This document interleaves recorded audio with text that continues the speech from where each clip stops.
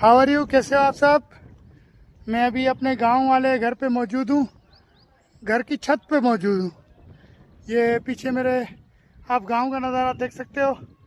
ये पूरा गांव का नज़ारा है। असल कोरोना वायरस मिस्त्री का नाम तो नज़ीर है।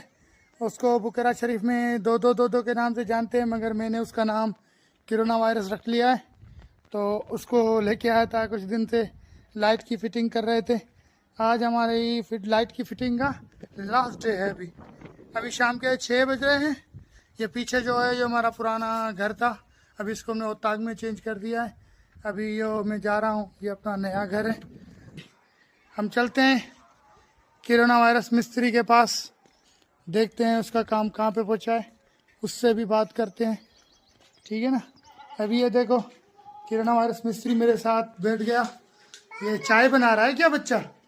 कहाँ पे काम पहुँचा है। ये बटन लगाने हैं, बोर्ड बाकी ये बटन और बोर्ड लगा रहे। भाई जान छुड़ाओ, 3 दिन से तू मुझे रुला रहा है।